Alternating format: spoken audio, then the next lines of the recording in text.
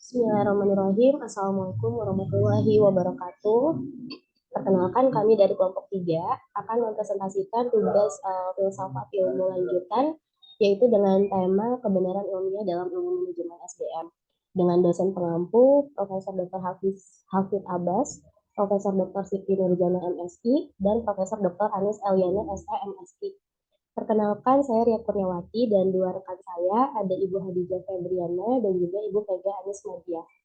Baiklah, kami akan memulai mempresentasikan tulisan yang telah kami buat selama kurang lebih 1 minggu ini. Sudah muncul ya di layar teman-teman semuanya. Nah, di sini kalau saya perbesar dulu. Oke. Nah, adapun materi yang akan kami bahas dalam pertemuan yang kedua adalah jenis-jenis penelitian, kemudian hal-hal yang perlu diperhatikan dalam penelitian kualitatif dan juga penelitian kuantitatif, dan contoh-contoh penelitian kualitatif dan kuantitatif serta lembaga dan organisasi. What is research? Research berasal dari kata awalan re yang berarti lagi atau baru, dan kata penelitian atau research itu biasanya didefinisikan sebagai suatu penelitian ilmiah. Pendapat dari O'Dyer et al. Tahun 2013 menyatakan bahwa penelitian adalah proses sistem mengetahui dengan memeriksa fenomena beberapa kali dan dalam berbagai cara.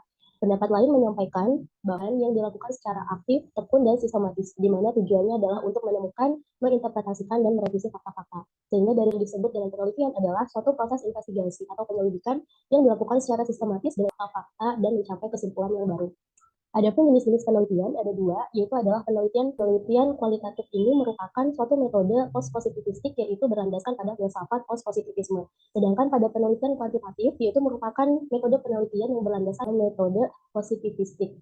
Di mana pada metode penelitian ini, yaitu ada pada penelitian kualitatif, fokus penelitian ini berpusat pada pengamatan yang mendalam. Pada penelitian kualitatif juga nantinya akan menghasilkan suatu kajian dikutip dalam buku metode penelitian kualitatif dari Kemenkyu. Penelitian dengan metode kualitatif ini juga cenderung menekan fenomena tersebut, di mana pada analisis penelitian kualitatif yang tepat dan akurat, ini akan sangat berpengaruh pada kekuatan kata dan kalimat yang digunakan. Hal-hal yang perlu diperhatikan dalam penelitian kualitatif yang pertama adalah terkait di mana sifat pada penelitian kualitatif ini biasanya bersifat umum, fleksibel, dan berkembang serta muncul dalam penelitian. Tujuan penelitian kualitatifnya adalah interaktif, menemukan teori, menggambarkan realitas yang kompleks, serta memperoleh pemahaman suatu makna. Teknik pengumpulan data pada observasi partisipan, wawancara secara mendalam, dokumentasi, dan juga triangulasi. Instrumen yang biasa digunakan pada metode penelitian kualitatif biasanya bisa berupa peneliti itu sendiri atau human instrument, buku catatan, kamera, dan lain-lain. Biasanya bersifat deskriptif kualitatif, yaitu penggambaran suatu fenomena atau gejala-gejala yang ada di alam, seperti dokumentasi dan lain sebagainya. Hasil penelitian kualitatif sendiri itu cenderung sifatnya adalah suatu makna daripada generalisasi. Bisa dikatakan generalisasi terhadap suatu hal, namun lebih menekankan pada makna dari suatu hal. Berbeda dengan penelitian kualitatif yang fenomena, maka pada penelitian kuantitatif ini mencakup hal-hal yang berkaitan dengan objek penelitian. Kenapa disebut sebagai penelitian kuantitatif? Karena data-data yang digunakan itu biasanya berupa angka. Kesimpulan pada penelitian kuantitatif ini nantinya bisa disertai dengan tabel, grafik, dan lain sebagainya. Hal-hal yang perlu diperhatikan dalam penelitian kuantitatif ini sifatnya lebih step by step atau tahapan dari proses penelitiannya, sehingga menjadi suatu pedoman atau acuan untuk penelitian kuantitatif ini lebih menunjukkan pada korelasi atau hubungan antar variabel, menguji teori, dan juga mencari generalisasi yang yaitu bisa dilakukan dengan kuesioner, observasi, wawancara terstruktur, atau dengan data sekunder yang bisa kita dapatkan dari berbagai lembaga jasa. Kemudian pada instrumen penelitian kuantitatif ini bisa berupa tes, angket, dan lain sebagainya. Data yang digunakan dalam penelitian kuantitatif ini biasanya berupa hasil pengukuran variabel yang bisa dioperasikan. Dan kuantitatif di sini akan coba saya share. Oke, semoga bisa terbuka ya. Masih ditunggu dulu proses, masih loading.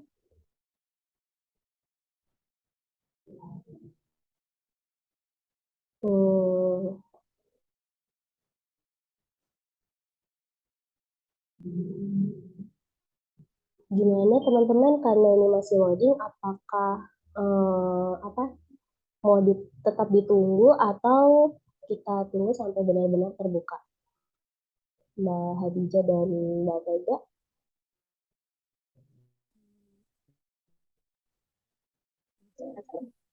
Baik, teruskan saja. Teruskan saja, oke. Alhamdulillah sudah terbuka. Di sini adalah contoh dari penelitian yang pernah saya publikasikan di sini untuk saya masukkan waktu itu dalam prosedur seminar nasional, mempublikasikan hasil dari PKM yang pernah saya hukum. Cuman karena ini dulu judulnya yaitu adalah sayangnya mohon maaf teman-teman dan Prof Arin kami mengattach laman linknya tidak bisa langsung ke file yang dituju karena ketika attach langsung ke file yang dituju tiba-tiba not found filenya, jadi mohon maaf di sini kami jadi nah ini ya judulnya yaitu terkait dengan pemberdayaan masyarakat berbasis kewirausahaan pada Paguyuban Remaja Kusuma Kelurahan Kelapa Indah Kota Tangerang.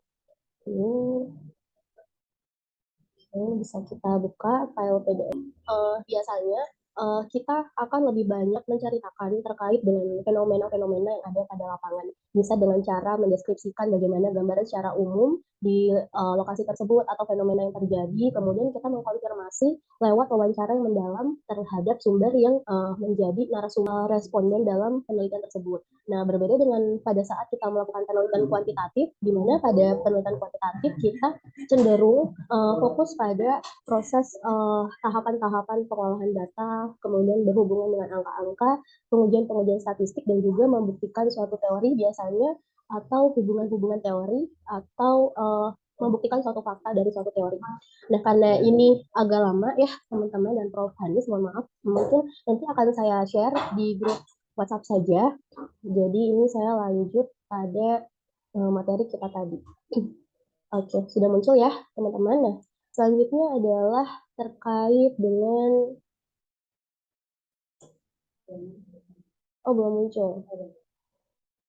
Oke, sudah kok nggak bisa ini ya di next ya. Nah, selanjutnya materi akan disampaikan oleh Ibu Hadijah terkait dengan apakah laporan penelitian itu harus ditulis dengan jelas. Kepada Ibu Hadijah, saya persilahkan. Baik, terima kasih Bu Ria. Baik, saya akan melanjutkan untuk mengenai materi selanjutnya. Apakah laporan penelitian ditulis dengan jelas? Yang pertama, tulisan yang berkualitas memberikan kesempatan luas untuk mengedit dan menulis ulang sehingga inti yang disampaikan menjadi jelas. Orang cenderung menganalisa atau mengkaji tulisan yang menarik. Semakin banyak orang yang memberikan ulasan atau bedahan berarti penulis atau peneliti tersebut mempunyai value yang baik di masyarakat. Yang kedua, penulisan yang baik yaitu yang memberikan izin kritik untuk memeriksa pekerjaan dan memberikan saran mengenai konten atau struktur yang kurang tepat. Seorang peneliti harus bersikap terbuka terhadap berbagai saran, kritik, dan perbaikan dari berbagai kalangan. Peneliti juga harus bersikap wajar dan jujur dalam pekerjaannya, serta dapat mempertanggungjawabkan semua pekerjaan secara ilmiah. Dengan adanya kritik dan saran akan menyempurnakan penulisan atau penelitian di masa yang akan datang. Yang ketiga, mematuhi gaya American Psychological Association atau gaya yang seperti apa yang diperlukan oleh jurnal tertentu. Gaya American Psychological Association atau yang dikenal dengan APA style, contohnya adalah penulisan dalam daftar pustaka itu ditulis penulis, tahun, judul artikel, nama jurnal, volume, dan halamannya. Dan yang terakhir adanya rasio standar penulisan membantu mematuhi protokol penulisan sehingga maknanya menjadi tepat. Dalam penulisan atau penyusunan karya ilmiah, baik skripsi, tesis, atau disertasi, masing-masing memiliki standar penulisannya. Dengan adanya standar penulisan pada karya ilmiah, membantu penulis untuk menyampaikan penelitiannya secara tepat, efektif, dan efisien. Untuk slide selanjutnya,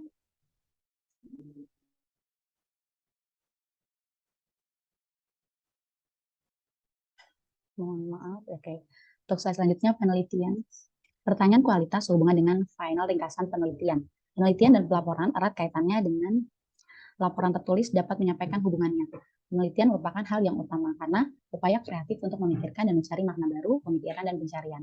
Maksud erat kaitannya di sini adalah dalam melakukan penelitian di akhir, setelah menyelesaikan bab 1 sampai dengan bab 5, penulis atau peneliti membuat laporan penelitian yang mana laporan tersebut adalah ringkasan dari hasil penelitiannya. Mengapa penelitian menjadi hal utama? Karena dengan adanya penelitian, maka peneliti mencari ide, permasalahan, gap, atau pemikiran baru mengenai objek yang diteliti. 10 10 pertanyaan digambarkan dengan bagian disertasi. Pertanyaan pertama,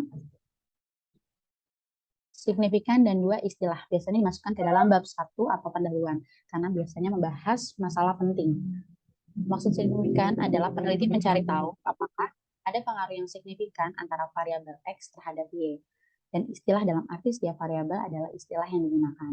Pertanyaan ketiga, sastra mendefinisikan bab 2, tinjauan literatur terkait, di mana literatur yang relevan dicari dan diintegrasikan untuk memberi konteks untuk pertanyaan penelitian.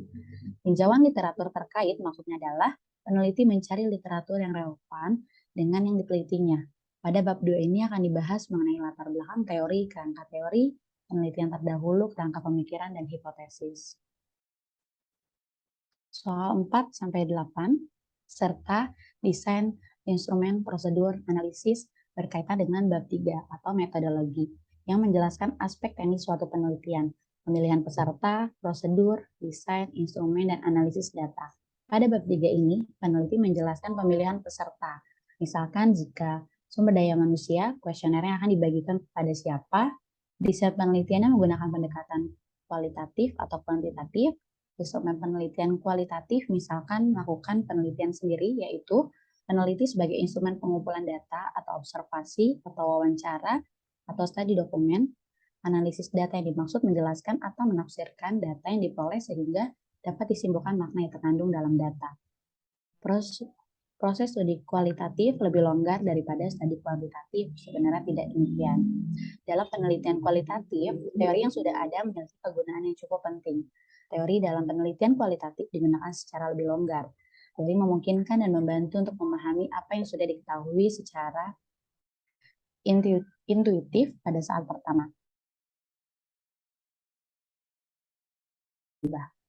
Pada umumnya, teori bagian penelitian kualitatif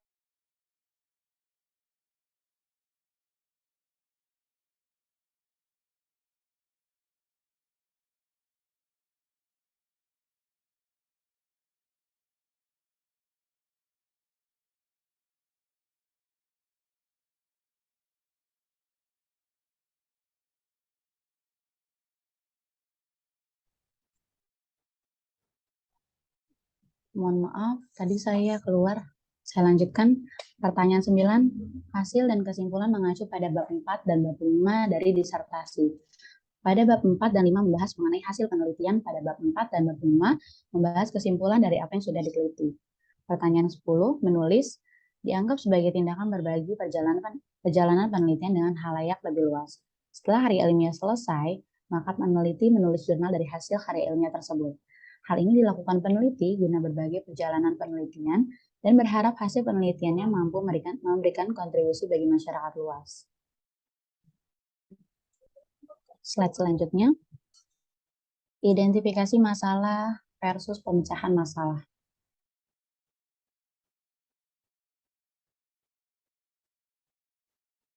Identifikasi masalah perlu memperhatikan apakah masalah fokus yang dipilih cukup satu. Pendekatan kuantitatif dan kualitatif berlaku sama membuat apa yang sebelumnya diketahui. Masalah dalam penelitian dapat diartikan sebagai suatu persoalan atau kesenjangan yang dapat menuntut peneliti untuk mencari jawaban atau solusinya. Identifikasi masalah perlu memperhatikan apakah masalah yang dipilih cukup esensial, urgent, dan bermanfaat. Pemecahan masalah diartikan sebagai proses rencana yang perlu dilaksanakan agar memperoleh penyelesaian tertentu dari sebuah masalah yang mungkin tidak dapat dengan segera diselesaikan. Slide selanjutnya. Metode kualitatif dan kuantitatif dan perang paradigma. Metode kualitatif menghindari data numerik dan menggunakan sesuatu yang jelas atau sebuah deskripsi yang disampaikan oleh narasumber. Metode kuantitatif terdiri dari variabel angka yang didapatkan dari survei lapangan dengan menggunakan sebuah kuesioner. Selain berbeda dalam memaknai data penelitian, tradisi kuantitatif dan kualitatif memiliki perbedaan asumsi mengenai kehidupan sosial dan objektivitasnya. Keduanya memiliki kekuatan masing-masing dengan style yang berbeda-beda. Ada satu pendekatan yang bisa digunakan untuk mengakhiri suatu perdebatan yang berkepanjangan dalam kedua transisi penelitian ini, kuantitatif dan kualitatif, dengan cara mixed method approach. Slide selanjutnya. Baik, kesimpulannya, tujuan pada bab ini untuk mendefinisikan penelitian secara lebih inklusif untuk mencerminkan tujuan bersama tradisi kuantitatif dan kualitatif. Ada satu pendekatan yang bisa digunakan untuk mengakhiri suatu perdebatan yang berkepanjangan dalam kedua transisi penelitian kuantitatif dan kualitatif yang tadi sudah kita sampaikan bahwa ada mixed method approach, di mana pendekatan mixed method approach ini merupakan pendekatan dalam metodologi penelitian yang relatif baru. Penggunaan paradigma penengah ini dapat menggabungkan secara komplementer antara kuantitatif dan kualitatif tanpa harus ada perang paradigma.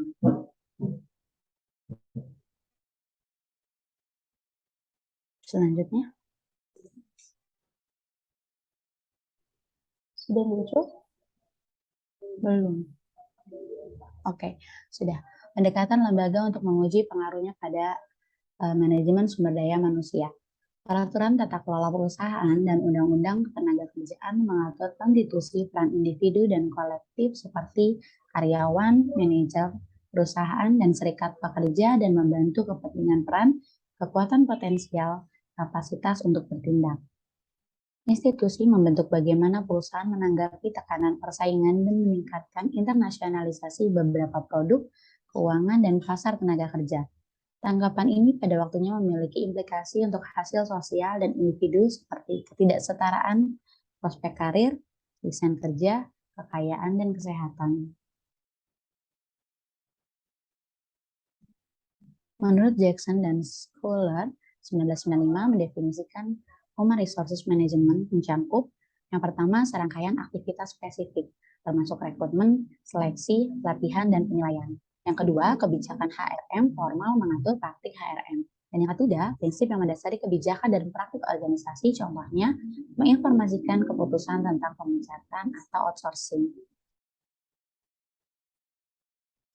Menurut Oxford English Dictionary, kata konteks berarti menghubungkan.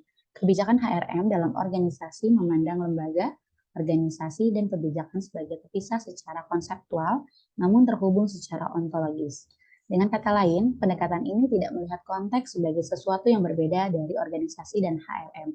Seperti yang dilakukan beberapa penelitian, Campbell 2004, sebaliknya konteks dan HRM saling terkait, yang berarti institusi memainkan peran kunci dan membentuk HRM dalam konteks yang berbeda. Baik, materi selanjutnya akan disampaikan oleh Ibu Vega. Kepada Ibu Vega dipersilakan.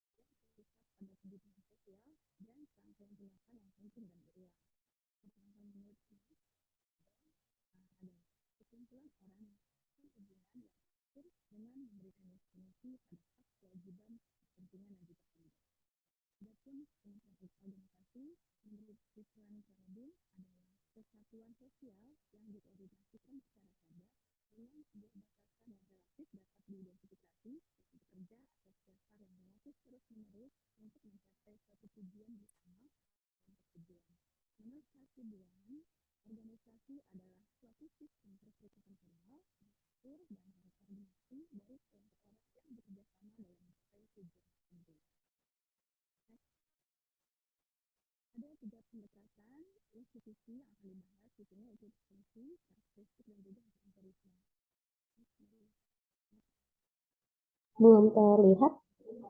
Oh, sama.